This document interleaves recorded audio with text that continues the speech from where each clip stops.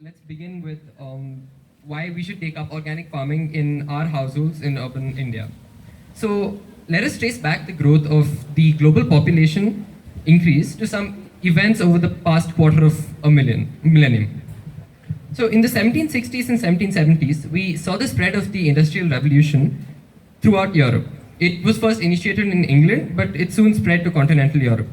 The Industrial Revolution led to the rapid development of the secondary sector as it increased the outputs in factories due to applications of machinery. It resulted in a greater number of jobs for the working population of Europeans who were more than happy to take up the well-paying industrial jobs. As a result, Europe prospered economically in the 18th and 19th century. The Industrial Revolution also was initiated by the United States by the turn of the 19th century. By the mid-19th century, European countries had begun to set up industrial manufacturing plants in colonies, especially in Asia and South America. As a result, the world saw a period of global economic growth and general prosperity. With more money in households being able to support a larger family, we saw an increase in the rate of growth of population in the 19th century. The end of the 19th century brought about a revolutionary invention in the form of the steam surgical tool sterilizer.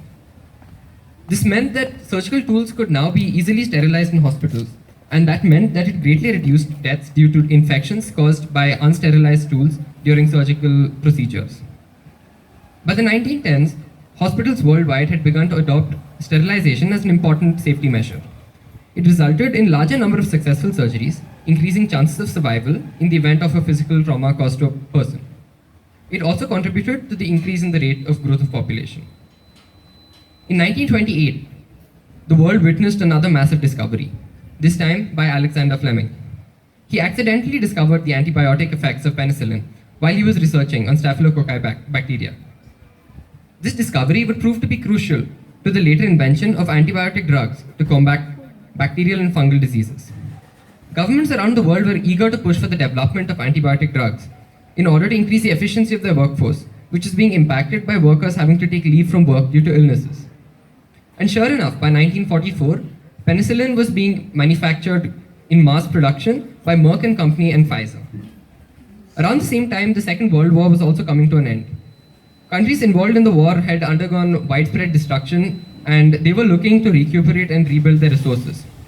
As a result, there was again an increase in demand for labor, especially in the secondary sector. By the early 1950s, the world economy had recovered from the effects of the war, and strong economic growth was observed in North America, Europe, and Asia, and the growth of the tertiary sector had begun. Combined with the global spread of antibiotics and advancements in the field of healthcare, the populations shot up, causing a phenomenon known as the population explosion. Between 1900 and 1960, the world population had doubled as a result of the aforementioned factors. This was a drastic change to our global economic and ecological scenario. A century back, no one would have predicted such a change to the population. While the global economy struggled to keep pace with the growing needs of a large population, agriculturalists took aim at the elephant in the room, the food crisis. Put simply, the amount of food required increases with increase in population. And in a span of 60 years, there had been a drastic change in population. But we were still using conventional methods of food production. So to counter the problem at hand, a team led by Dr. Norman Borlaug started working on analyzing inefficiencies in conventional agriculture and plugged the holes in the system with advancements in science. Under his leadership, they were revolutionizing changes introduced in food production. The introduction of high-yielding variety of seeds, hybrid seeds, and widespread usage of pesticides and fertilizers were just a few of the introduced changes. This modernization of agriculture to meet the fast-growing population and increasing the food resource requirement and meeting them was referred to as a Green Revolution. However, I'd like to believe that a lot of changes initiated as a part of the Green Revolution were short-sighted. They failed to account for ecological imbalances that would be introduced as a direct result of these changes.